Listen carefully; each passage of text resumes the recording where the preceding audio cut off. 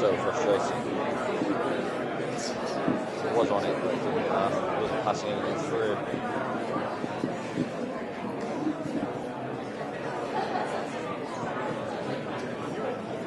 How bad was the one for my file? It was not doing very much at all, but if this is not going to get anything, it's better than something than nothing, right? So I'll give it another minute and see if it kicks up the page or not. And if it doesn't, then I'll just do this instead.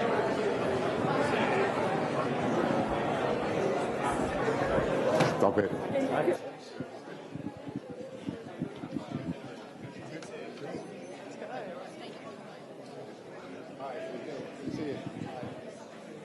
you doing? Hi, Charlie. How you doing? How are you? How are you? You okay? Fine, how are you? Thank you. Hi. Thanks for coming.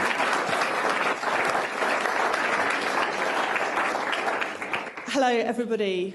Can everyone hear me all right at the back? Yeah, good. That's great. Good. Hello, everybody, and welcome to Westminster. My name is Alison McGovern, and I'm the Labour Member of Parliament for Wirral South, and it's a pleasure to see you all here today. I want to thank you all.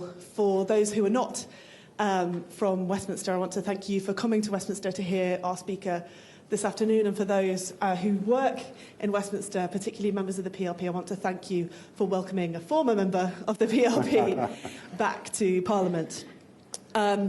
Before I introduce Gordon properly, I just want to say a couple of things, and there'll be an opportunity for reflections after Gordon has spoken, so do think about making a contribution. But when it comes to my friend Gordon Brown, some people have been saying lately that we had 40 years of neoliberalism and that Gordon had the same values as Margaret Thatcher. But I think that can't be true because she's never even been to Wraith Rovers. That's a niche Scottish football joke for you. But when it comes to values, actually, values are best understood not by what you say, but by what you do. And it's not even what you do. It's what you get done. And Thatcher oversaw a huge increase in inequality and a massive rise in child poverty. In contrast, Gordon oversaw a flattening of inequality and the rescue of 1 million children from poverty. And yes, indeed. And the fact is, we know this in the Parliamentary Labour Party, because some of the people, as mums, who received those tax credits that had such an impact, felt so strongly about it, they decided to become Labour members of Parliament. Good. So that perhaps explains the attendance here today. So from the past to the future, in progressive politics right now, people are hurting. They're hurting from an election that was brutal. They're hurting from the past decade. And we're hurting from brutal divisions in society too. And that's why I'm pleased to have Gordon here speaking with hope, not hate. And for some of us, there was a day in June in 2016 that was the worst day in Labour politics that we can ever imagine. And we know that it's the people at Hope Not Hate who were there from that day helping us through that. Wherever there are divisions or dark moments in society, Hope Not Hate are there, helping us to understand and to campaign against division. So if you enjoy the speech today, I'd ask you all to think about joining me as a supporter of Hope Not Hate. If you go onto their website and click join, you'll be able to sign up to support them. So please think about doing that. Finally, in dealing with division and with hurt, we know we have to move on. We owe the country more than our grief. We owe it a plan. We owe the country more than an internal Labour battle. We owe it a battle for the future of the UK. And more than anything else, we owe our country leadership and strength. Speaking of which, Gordon Brown. Thank you. Can I say...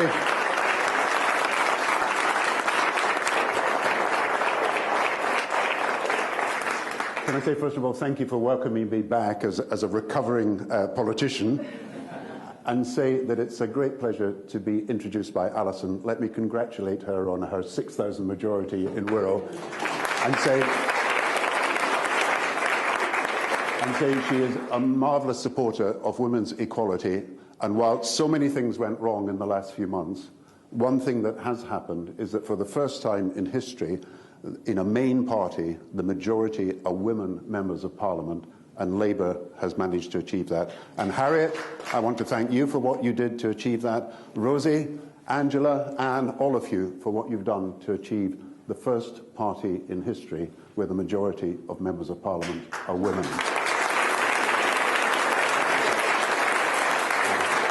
And I want also to welcome new members here and new members of staff.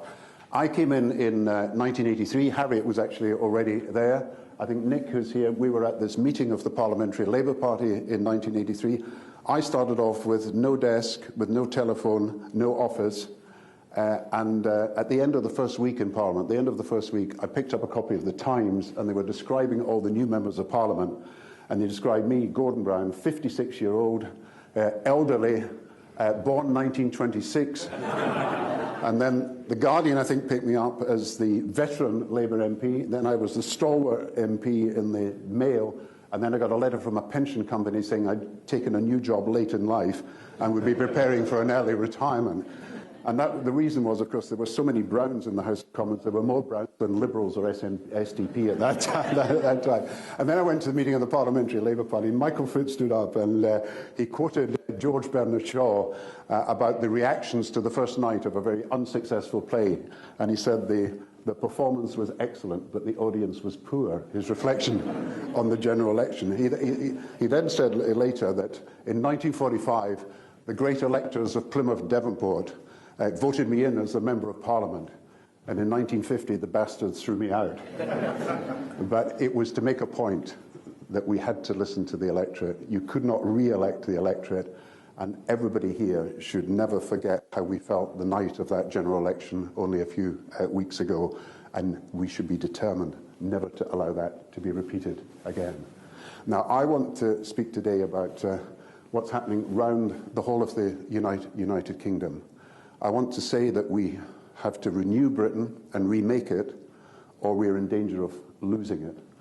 I want to say that the constitution of this country has got to be reformed fundamentally, or we are in danger of seeing the secession of Scotland and indeed the regions never really feeling at home again in this over-centralised United Kingdom.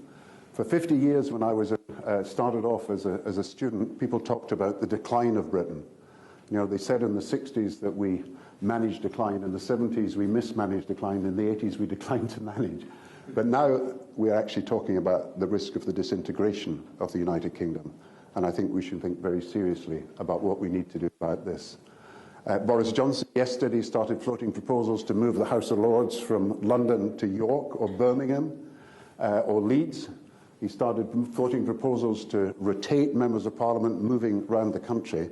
But I tell you, cosmetic changes will not make the difference that is needing to be made. And we've got to think, and Labour should be leading this debate, about what we do in the future. I remember a Scottish Secretary of State who decided that he would, with cosmetic measures, get the Conservative Party back in Scotland in 1996. And so he started wearing kilts and tartans. He then had bagpipes surrounding him every speech that he made.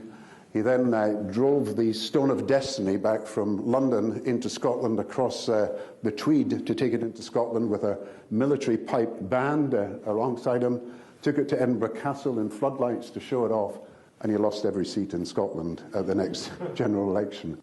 We have got to think very carefully about what we do, and we've got to think too about how constitutional issues are very difficult and very complex, and what we must do in thinking about them is think deeply and not superficially, looking simply for cosmetic changes. The great problem of the United Kingdom, we've got to recognise, and we did not do enough to recognise this, is not only that we are a multinational country that has existed within a unitary state for hundreds of years, but it's an asymmetric system where the vast majority of votes are, of course, in one of the four nations in England, and at the same time, it's over-centralised with most of financial, political, administrative power in one city in the south of the country. And that is an explosive cocktail when people start to rebel and say that they do not want to be part of an arrangement that is so over-centralised that they feel it is remote and distant from them.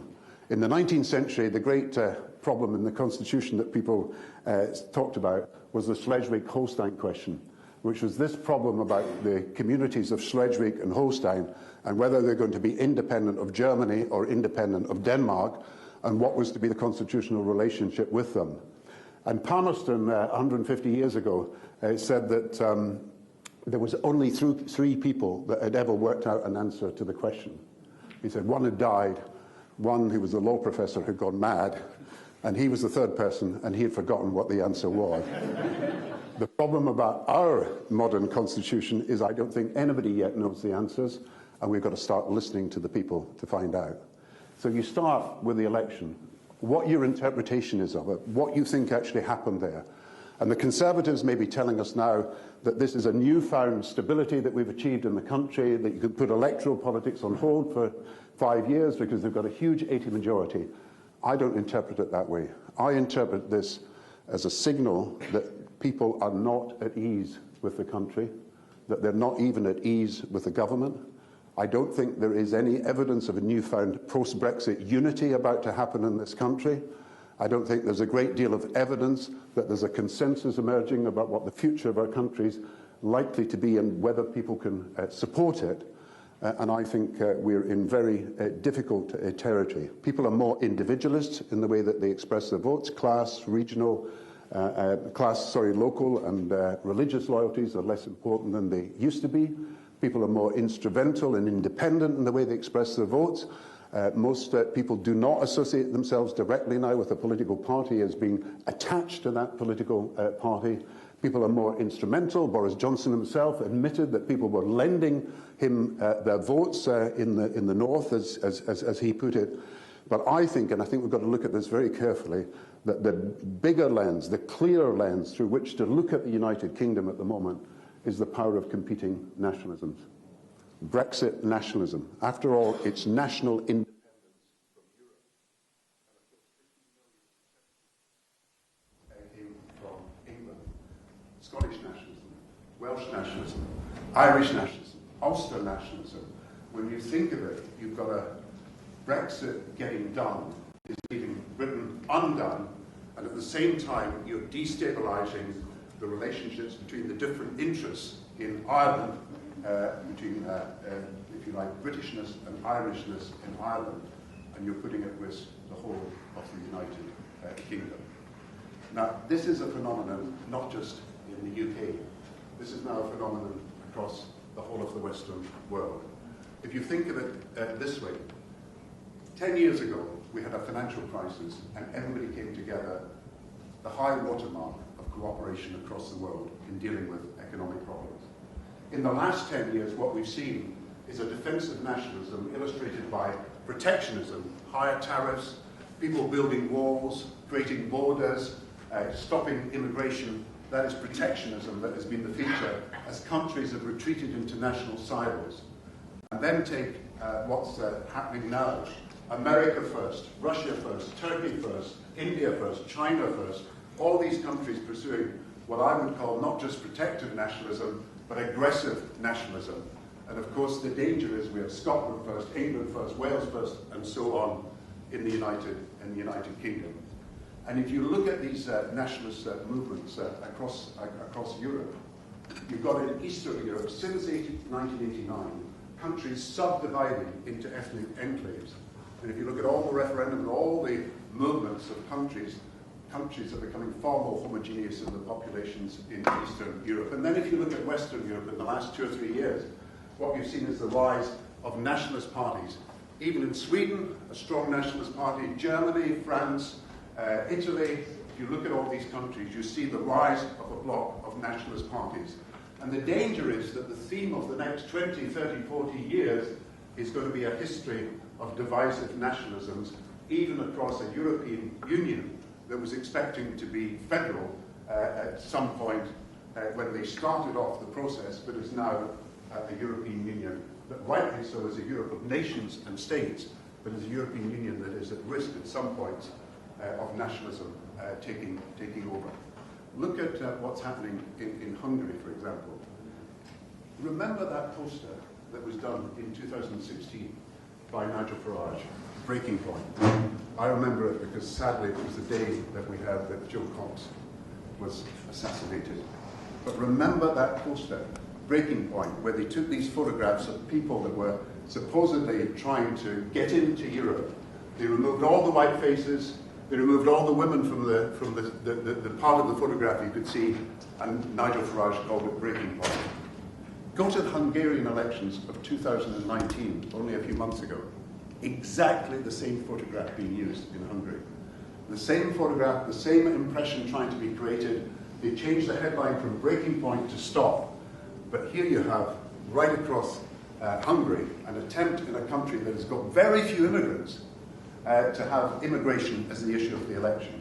In fact, they say in Hungary they've now got more anti-immigrant parties than they have immigrants themselves. And that is a reflection of how Orban has tried with the authoritarian nationalism to run the country.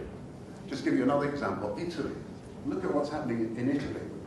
I happen to know Berlusconi and deal with him when we had the G20 in London and at various other points. He was, if you like, one of the first populist nationalists in Europe, complaining about the European Union, complaining about the euro, of course, at the same time anti-immigrant policies in Italy. But Berlusconi was not as dangerous a populist nationalist as some of the others who have now followed him in Italy. I was actually at one of the G meetings with Sarkozy chairing and Angela Merkel there, and we had Barroso, the President of the European Commission, and we had Berlusconi, and we were discussing what we would do in the first days of the financial crisis. We were meeting in Paris, and we had this meeting, and I was saying, look, Europe's got as big a problem as America, we're about to do something about it. Europeans were not so sure that they had this problem at this stage. Berlusconi said absolutely nothing. And so for about an hour and a half we discussed, and then we broke for coffee, and suddenly we had Berlusconi saying, amateurs, in his French. Say so, amateurs. And people thought, Berlusconi, he's got the answer to the financial crisis. We're all amateurs, this guy's professional. He knows what to do. And then suddenly he says, amateurs, he said, don't they realize we've got a press conference in half an hour? And none of them have brought makeup artists with them.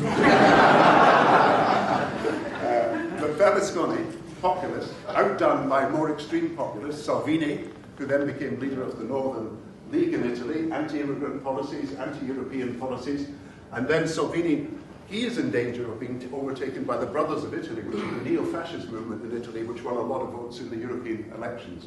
So once you start down this populist nationalist road, it's very difficult to see where it will actually end. And think of what might happen in Britain.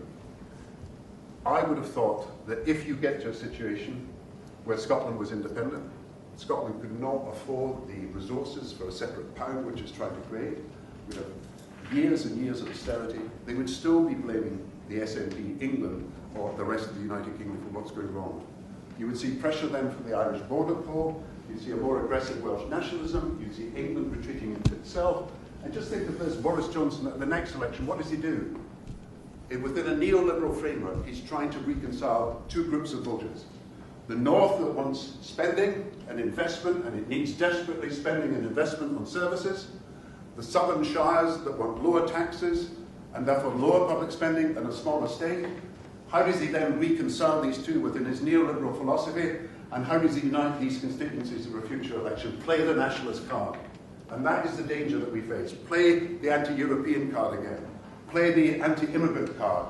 Play the anti-Scottish card, because that was played both in the 2015 and the 2019 election, suggesting the SNP would form a coalition with Labour and somehow Scotland would control England. And that was a nationalist message that was being conveyed by the Conservative Party.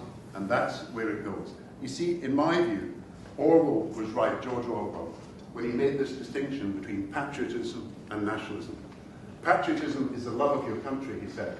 Patriotism responds to the need for people to feel that they can identify with a place and that they are part of a community, belong to a community. Patriotism is about I and having identity, about us and having a sense of community. Nationalism, he said, is about us versus them. It's about life seen as a permanent struggle between us and them, the outsider, the outgroup, anybody who you therefore can label as someone who's holding you back. And it invents enemies where none exist. It creates and manufactures resentments, even if they're imagined more than real. It is absolutist because it's forcing you all the time to make a choice. Are you Scottish and British? No, you've got to be Scottish or British. Are you British, Welsh, British and European? No, you've got to make a choice. You can be only one of these three things. And that is the problem about nationalist ideology, that it creates a them and us situation, which is always blaming someone else for what goes wrong. I remember with Lula, during the financial crisis, I went down to see him in Brazil, and he gave this press statement, and he said, when I was a trade union leader, he said, when things really went wrong, and people asked me who's to blame, I said the government. He said, when I became the leader of the opposition, and people asked me who's to blame, things are really bad, I said, blame the government. And then he said, and then I became the government. And people said, things are still going wrong. And I said, people said, who's to blame? And he said, America. Blaming someone else for what is going wrong, manufacturing resentments where none exist. And this is the power of nationalism that we have got to combat, whether it's Brexit nationalism, Scottish nationalism, or whether it's any other forms of nationalism across the world. And the question then is, how has all this happened? You see, 19th century and 20th century nationalism, in my view, was people complaining about cultural discrimination, political exclusion, economic exploitation by one nation over another. 21st century nationalism that we're seeing now is quite different, although it threatens to dominate the next 20 or 30 years of our politics. It is economic insecurity that is driving things.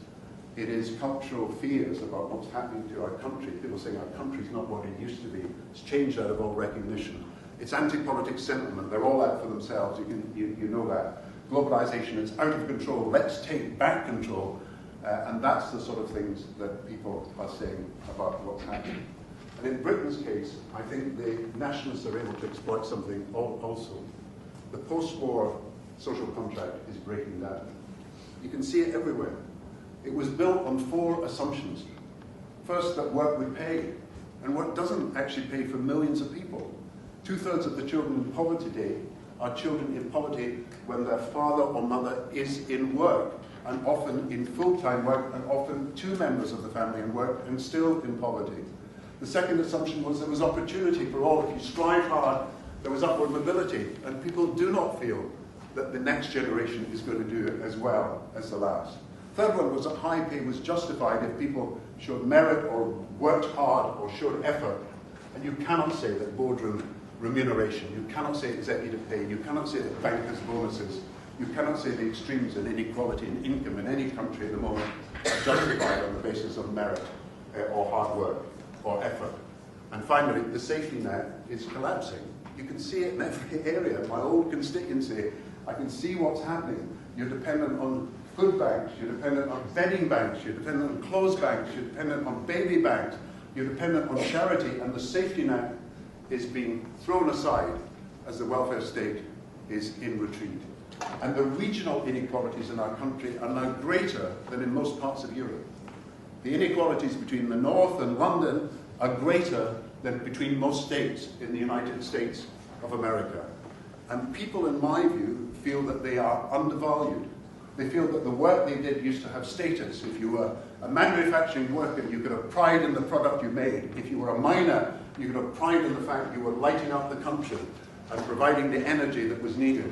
And now people feel that the jobs they have are insecure, 0 hours, they don't have the status that they should have, and they are not valued. Only in the National Health Service, and decreasingly so because of regional and class inequalities, do people feel that they have any chance of being treated as equal citizens. And this is what we are having to respond to. If 19th century nationalism was based on cultural discrimination, political exclusion, and economic exploitation, today's nationalism is actually nationalists able to exploit economic insecurity, cultural worries, anti-politics sentiment. Globalization has somewhat failed, and you need to take back control. And we have to have a positive alternative to that, because nationalism cannot solve the problem by putting up a few more flags, or by changing the borders, or by the simple act of leaving the European Union. The idea that the Conservatives have got across that on January 31st, somehow something fundamentally changes in terms of people's living standards, when they know that the most likely change over a few months is that people's living standards will not rise, but will actually fall. And that's why the decision to leave the European Union for millions of families in the north will prove to be one of the decisions that actually affects and undermines their economic progress and their standards of living. But we then have to have a positive alternative. What is that? I don't think you can have that positive alternative without dealing with these issues of economic security. I think you've got to talk about the opportunities and have policies for opportunities for the future, but I'll not talk about that today. I don't think you can deal with this without having policies for dealing with the real fears that people have about migration, and they've got to be dealt with. You've got to take this argument on, and you cannot avoid it anymore. And the worst foreign policy negotiation that ever happened in the post-war years was David Cameron's negotiation with Brussels in 2016, when he didn't even raise the issues that could have protected many jobs in this country without sacrificing freedom of movement. You know, if we'd done what the Germans did and say, you can come to the country, but after 9 months, if you don't have a job, you have to leave. If we'd done what the French do and say you cannot have social dumping, if we'd done what the Swiss within freedom of movement do as an associate of the European Union and said that jobs had to be advertised at local labour exchanges in high unemployment areas first before they could be advertised abroad, if we'd done what the Germans are planning to do, have a minimum wage floor right across Europe and argued for that, then we might have been able easily to win the referendum on these issues. But his failure in negotiation caused us to lose that referendum, and I'm absolutely certain of that, and it's something we've got to face up to. But the main thing I think we've got to think today about is how we can ensure that there is a voice for the regions and nations. If you talk about moving parliaments here and there, you're not going to get anything other than people saying these are changes of presentation and not substance. But if we could have a policy, and I think it's Labour that's going to drive this policy, that says that regions and cities and towns in this country can become centres of initiative, centres of decision-making in their own right. They get centres of new industries because we'll help finance them. We will support them being cultural centres for not just our country, but for the whole of Europe. And if we could inject that into the debate, that it's not just about resources, it's also about making sure the voice of the regions and nations is properly heard, then I think we are at the beginning of something quite different. I personally would favour a constitutional convention, bring together people from all regions and nations to look at the future of the British Constitution. I would favour the creation of citizens' assemblies, region by region, because that would allow people, as happened in Ireland, and I've looked at what happened in the abortion debate, it would allow people to look in depth at issues as members of the public, interrogate people, get the evidence, get the facts, and then decide what their position was. And you know in Ireland it fundamentally changed the debate about abortion by having these citizens' assemblies, because people could look at the evidence dispassionately, and the heat, and indeed in some cases the violence of that debate was removed, and people cannot say that Ireland has not been able to deal with that problem and move forward without that bitterness surviving in its country. So I would set up region by region citizens' assembly to hear the voices of what people are saying. I create a council, a forum of the regions and nations. I think the next second chamber, when it's finally changed, is going to be a Senate of the nations and regions, and this could be a forerunner of it. And I would give it powers to look at some of the important issues that arise from Brexit, where you cannot say that when you transfer powers from Brussels to Westminster, you cannot say that that's where powers should be located. There's got to be devolution of some of these powers, otherwise Westminster and Whitehall have even more centralisation of power than they have now. If I was a Northern MP, I would be arguing at the moment for a Council of the North, bringing together MPs, councillors, mayors, and looking at the resources in the North and how they could be allocated. And I've been trying to tell the Treasury to devolve decisions about the allocation of resources in the North to the North, indirectly elected perhaps, but from elected councillors, MPs and mayors. I do the same in the Midlands if there was a demand for it. I do the same in the South West if there was a demand for it. And if the government didn't give in to these demands that these things be created, I would create a pressure group bringing together Wales, Scotland, Northern Ireland and the regions of England. Now, up against one region and against one city, the Chancellor, as I know, and the Prime Minister, as I know, can divide and rule. But if they come together, Scotland, Wales, Northern Ireland and the regions, their demands could be irresistible, and of course each would have a new status and a new power of decision making within the United Kingdom. As for Scotland, it seems to be that the Scottish National Party have tried for years after years and years and said they were going to create a majority for independence in Scotland, but they have not managed to do it. They won a majority of seats on the first past the post system. They got 45% of the vote, but that is exactly the same vote as they got in the referendum of 2014. And I don't think Scotland can be united as long as that proposal of the nationalists is on the table and they are demanding that that reflects the views of the people of Scotland. It simply does not reflect the views. There is not a clear majority. There is not a decisive majority. There is not even an overwhelming majority, as they would argue, for independence at the moment. And the danger in Scotland is we're caught between two positions: a no-change unionism, status quo, and independence, which is where the nationalists want the debate to be. If you want change, you've got to vote for independence because there's no other option for change. We have got to look at, post-Brexit, how the powers of the Scottish Parliament have got to be improved, given that we are post-Brexit, and we have got to talk about powers that have been transferred from Europe to Whitehall, some of which should come to the Scottish Parliament. We've got to put the Scottish case for a UK that works for Scotland by the reform of the United Kingdom, and we've got to talk about working together. We've got to talk about what binds us together: Scotland, England, Wales, Northern Ireland, the regions of England, and what we can do by working together, the case that has not really been put over these last few years. We've got to rediscover, in my view, the value of empathy, not enmity between nations. We've got to rediscover the importance of cooperation and not conflict. We've got to understand and rediscover how essential it is to have reciprocity between different countries, that if I can help you, you can help me. And we've got to also talk again about solidarity between the different parts of the United Kingdom, about how we can work together. Just think of it this way. We're going to have a COP26 conference in Glasgow in the next few months. The very idea that we're just going to split up into 4 nations and argue our own separate corner on an environmental issue where we know pollution is no respecter of borders is simply ridiculous. The only way we could deal with environmental issues is by cooperating together.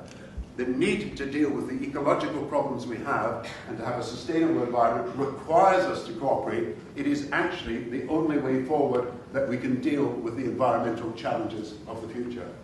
Take the National Health Service. It's 4 nations, regionally administered, in England as well. But it's one big idea of Attlee and Bevan and the Labour government of 1945. And the idea is that in any part of the United Kingdom, irrespective of whether you're Scottish, English, Welsh or Northern Irish, you can get access to the National Health Service, and the health service is there to treat you equally on equal terms, irrespective of your money, but dependent on your need. When we have blood transfusions, and blood is donated by people, they don't ask, is it going to a Scottish or Welsh or Irish or English patient?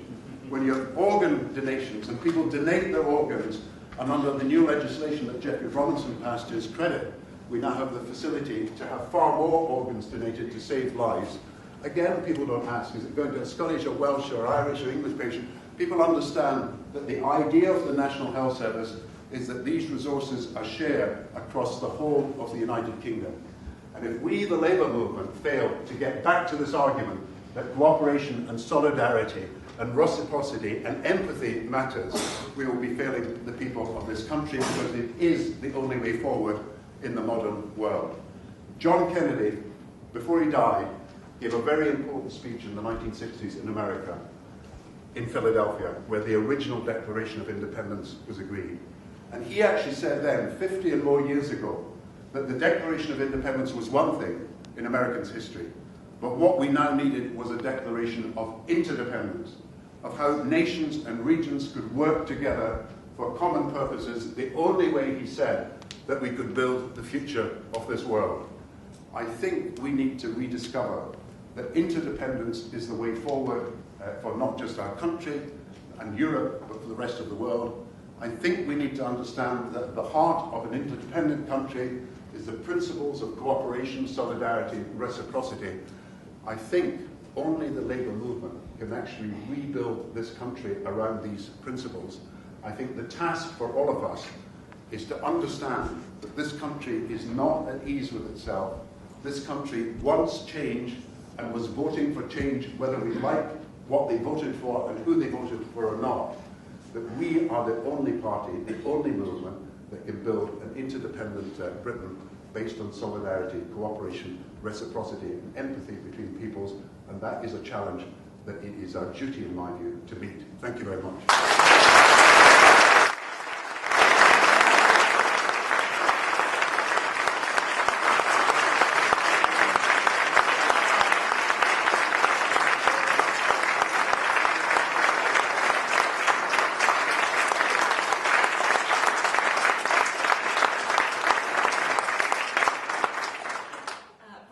Change starts here. So I'm going to ask if anybody would have any reflections on what Gordon has said.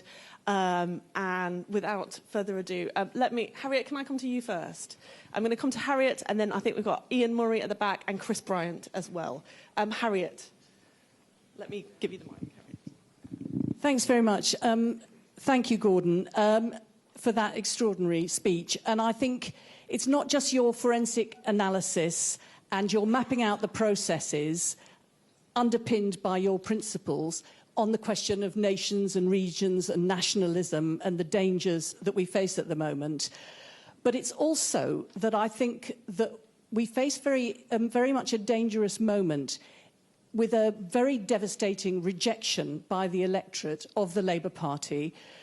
And with the leadership election underway and a background against divisions in the party, there's the temptation to kind of hibernate until something happens, that somehow we get a new leader who will save us, or somehow we'll be on the brink of an election that we somehow might win.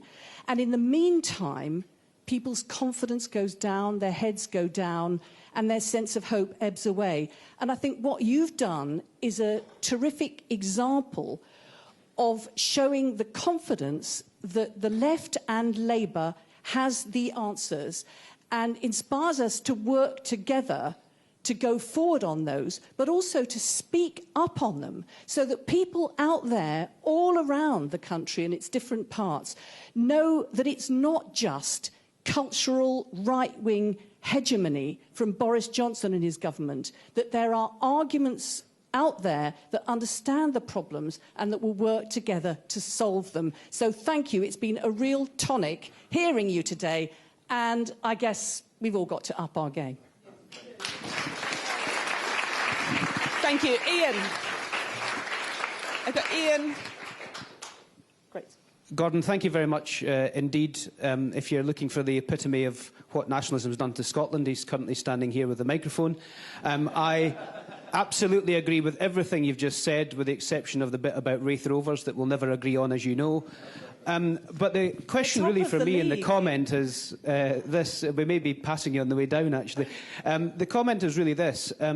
The language of Boris Johnson and Nigel Farage, to a certain extent, is exactly the same language that we hear from the Scottish nationalists, the Welsh nationalists and nationalism all over the world. It's about taking back control. It's about finding that division and grievance. But one of the big messages we got from the election on the 12th of December as a Labour movement is many of the regions and nations of the UK felt that the Labour movement was no longer either talking to them, listening to them or representing them. And one of the key drivers has to be to re-engage with the nations and regions of the UK and to give power closest to the people that require it in order for them to transform their own lives. It's not about changing the brass plaques of where the Treasury sits or where the House of Lords sits, but actually sending the power and the accountability and the responsibility to deliver services and government for people's own lives. So the key task is how we do that. The biggest issue that I've always had when I've been banging on about this for years now and boring everyone in the Parliamentary Labour Party about it is how we deal with England. Because Wales, Scotland and Northern Ireland, to a certain extent, are much more advanced in terms of that devolution journey. The big, of course, task in those devolved nations is that Innismon is as far away from Cardiff as Fort William is from Edinburgh, and how we deal with more devolution within those nation-states. But how do we deal with England, and how do we make sure that the voice of people in the regions of England who feel as if the Labour movement haven't been listening to them are now being listened to? Okay, thank you. I'm going to ask Chris Bryant and then Angela Regal. And then, Gordon, if you would respond, that would be lovely. Chris. I'm microphoneless, but it may be all right. Gordon, I wonder whether you think of standing for leader of the party. No, serious point, that I think, as a Welsh MP, in the last election, one of the ironies was that it felt like a very, very centralised campaign. It hadn't been devolution-proofed. You'd hear things on the news every day, and you think, well, I don't know, is that meant to apply in Wales or not? And so that seemed a major problem. But my bigger anxiety is that we, the Labour Party, have become a grievance machine rather than a source of hope. And it seems to me that's the fundamental difference between, like, a Scottish national, a Welsh nationalist, and the Labour Party, that we might both be arguing, sometimes I would disagree that it is socialism that you're getting from those nationalists, but they would argue that they're arguing for socialism, but just as a grievance machine. And the key to that was, for the last 10 years, what successive Tory chancellors did was they devolved decision-making theoretically, but basically the decisions about making the cuts. So they were never accountable for the cuts. The local councillors or the regional bodies were responsible for the cuts. So how do we make sure that we return to being an engine for hope rather than just grievance? Thank you. Gordon, I think one of the paradoxes of what you've pointed out today is actually that nationalism is now a globalised, coordinated right-wing movement which uses the same posters even across different countries to sort of stir up the politics of grievance that you've outlined so well today. And the only answer, as you have said, is for us to go back to the basics of our values. And you've mentioned some of those: solidarity, empathy, cooperation.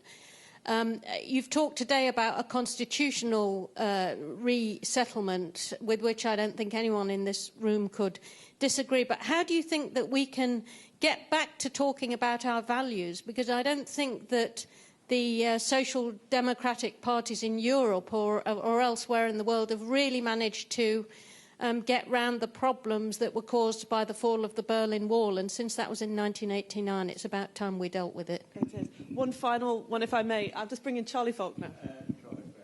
Excellent speech. The thing I find troublesome, though, is you describe the problems as being economic insecurity, cultural identity. You suggest that what we do is reopen the Constitution of the United Kingdom. in a period of economic insecurity and cultural identity issues, the moment you big time open out the Constitution for debate again, what everybody goes for is the most populist, radical alternative, believing it will change their lives, just as they did in relation to the EU referendum, and got quite close, surprisingly close to doing it, and you've played a huge part in preventing this happening, in concluding that Scotland should be independent.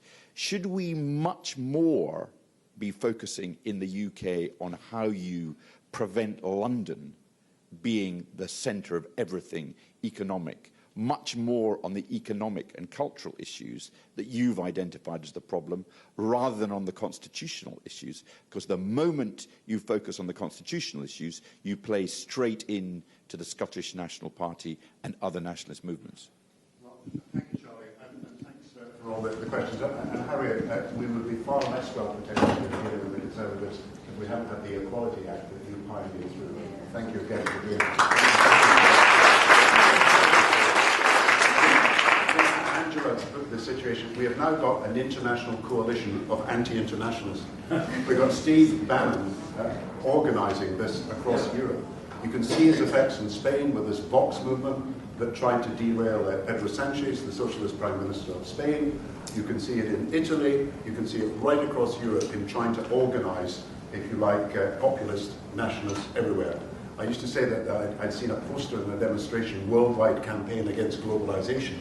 And this is a sort of worldwide campaign of anti-internationalists against internationalism. And we have not found a way, as you rightly say, of fighting it, and we have to find a way. In Canada, Trudeau was denied a majority because of Quebec nationalists.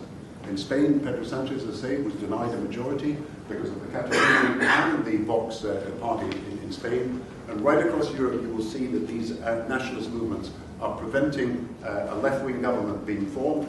You've got ADF in Germany that got up to 15%. You've obviously got Le Pen in France, and it's possible that Salvini will be back in power in Italy. So we've got to recognise that this is, as I was trying to say, an international phenomenon we've got to deal with. And it's in some way, it's about elites. It's about people saying that the Labour Party and the Conservative Party are elites. One's a professional elite, the other is a business elite, run out of London, out of touch, patronising, they accuse us and others of being to people out in the regions. And that's why, Charlie, I don't think the constitutional and economic answers are separate.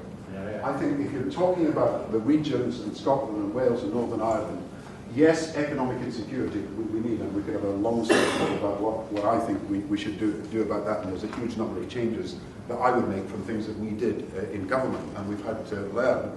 But I do say one thing, that if we're going to deal with child poverty, I just repeat this, yes, you can raise child benefit, but the way to get millions out of poverty, we've got 2 million children out of poverty, is child tax credits. And what's happening at the moment is we are virtually silent as child tax credits have been integrated into universal credit, and now the numbers of children in poverty have gone up from 3 million to 4 million. They will be 5 million in 2022, and that is far higher than ever anything that happened during the Thatcher major years. And Kate's here and led Child Poverty Action Group, and she knows that this worsening scandal of child poverty in our country that is going to rise very substantially over the next few years. There was nothing said other than a 35p rise in child benefit in the Conservative manifesto about that, so they're putting billions across the country, but more children are being in poverty, and we've got a campaign on that issue and campaign effectively over the next few months. But what people, I think, are complaining about is that they feel that we are elites who are running out of touch with them, and we have got to prove that we are in touch, but you cannot prove that if you just give resources. You've got to talk about people having their voice and being heard, not just us telling them, but us listening to them. I remember I was in George Bush's office, believe it or not, in the height of the financial crisis, and I was trying to tell him that we had to do something about the banks, and he was saying she wasn't sure. And he said, no, the big issue, he said, is Obama. He said, Obama is trying to become president. He said, you know, he went down and made this speech, he said, and talked about people clinging to guns and clinging to religion as their answer to the problems that they were facing. You know, and he actually, to be fair to him, predicted that someone like Trump would be president after him at some point. He said, populism is rising in this country. He said, the way to get Obama, he said, call him a Harvard elitist. And I said, that's a bit much. I mean, you were at Yale. And his line was, populism, you fight by attacking the elites. And we have fallen into the trap of being seen sometimes and unfairly as one of the elites, and we've got to do something about it. Ian is not only the sole Labour MP in Scotland, but he's one who's constantly increased his majority by tremendous campaigning in South Edinburgh, which I may say I was a candidate in 1979, and I do applaud you because I couldn't win it, and you did win it, and that was one of the great successes to get South Edinburgh as a Labour campaign. I remember going to see someone about 9:30, I think it was the night of the election in 1979. This old lady hadn't voted, and a guy called Alistair Moffat, who was head of the Edinburgh Fringe, and I went round to see this lady at 9:30 to get her out to vote, thinking that we had a chance of winning.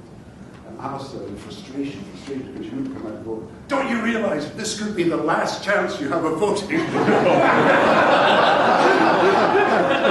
did come out to vote. I think we lost. Anyway, we lost it. But Ian, you've done a great job. But what you're saying about Scotland and about taking on nationalism is incredibly important. I just want people to see that when the nationalists present themselves as some sort of social democratic party, that there's some rainbow alliance with nationalists and Labour that is possible in the United Kingdom. But the nationalists have no policy to abolish poverty. Yeah. They have no policy to reduce inequality. They've messed up the National Health Service in Scotland in a way that is completely soul-destroying. The education, my children at school in Scotland, the education system is falling apart in Scotland. And this is supposed to be the epitome of a social democratic party running Scotland. Inequality, poverty will survive until doomsday if the Nationalist Party are the people who are confronting it. And I think we have to recognise that they are not the radicals that they present themselves to be in Westminster. But what we have to do, and this is where I conclude, and it was made by about hope, and hope is what we've got to be able to give people. I knew Nelson Mandela and was very fortunate to meet him on many, many occasions. And some of you may have heard that he came to London for his 19th birthday. And he was celebrating his 19th birthday. He was trying to raise money for his favourite charities, which was helping kids to get education in Africa. And so he donated this letter that he'd written, Nelson Mandela's Letter to a Child, and it was in his own writing. And he put it up for auction. And he had all the stars of Hollywood there. You had Will Smith was the auctioneer until they sacked him because he was incoherent. They had Forrest Whitaker there, Emma Thompson was there, I remember. Elton John was there, and you had Oprah Winfrey there. And so they were bidding for this thing. Bill Clinton was there. They were bidding for this thing, and it got up to 405,000, 600,000, out of order, ridiculous figures, 600,000. And then at 600,000, everybody pulled out except Oprah Winfrey and Elton John. And so Oprah Winfrey was debating with Elton John who would get it. Oprah goes to 700,000, Elton John goes to 800,000, Oprah to 900,000, Elton goes to 1 million. At 1.1 million, Elton pulls out, Oprah gets it, and then you can see her face as it was explained to her that she was paying in pounds and not dollars.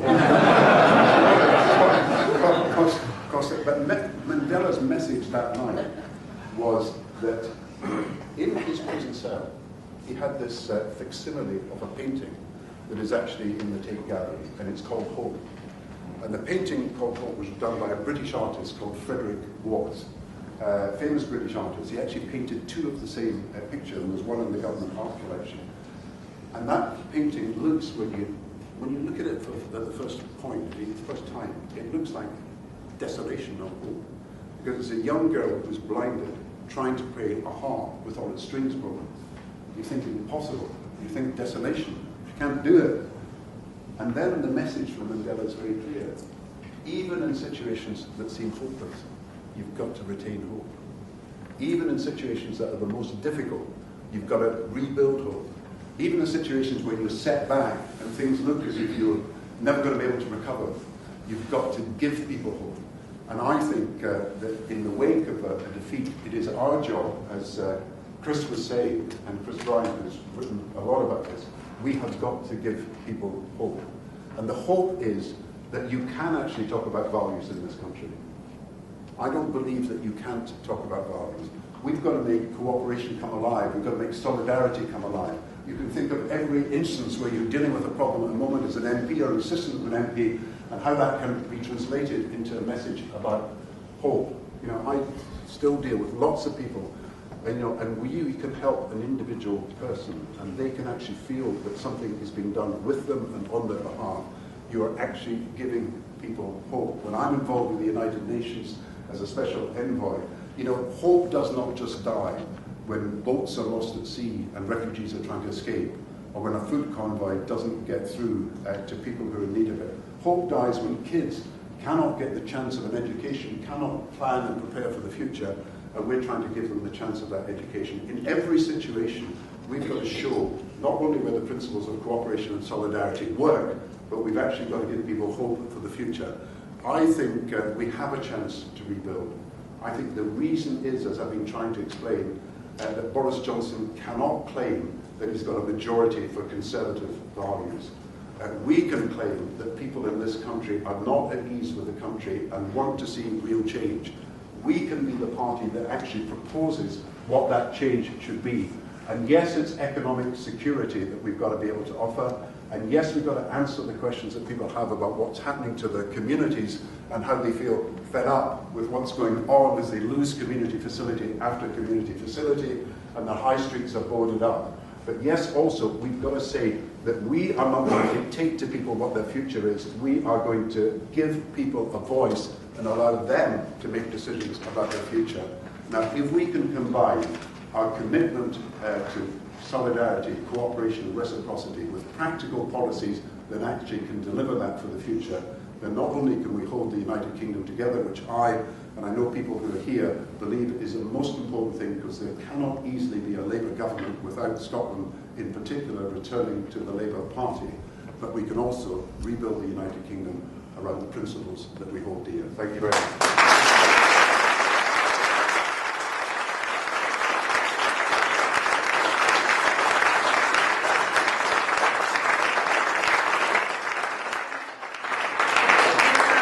2010, when I was first elected, everybody told me that winning in Wirral South, which is a marginal seat that never had an opposition member before, everybody told me that it was a hopeless battle and that I would never win. Well, I've always had Gordon by my side helping me, and I have learned that with Gordon there is always hope. So thank you all for coming today. It's been a great pleasure. Will you join me once more in thanking Mr. Gordon Brown?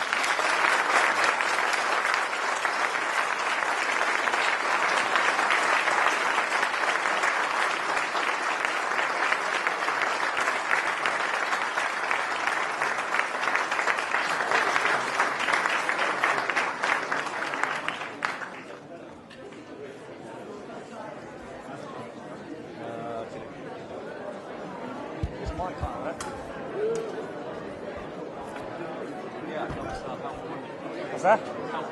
Yeah.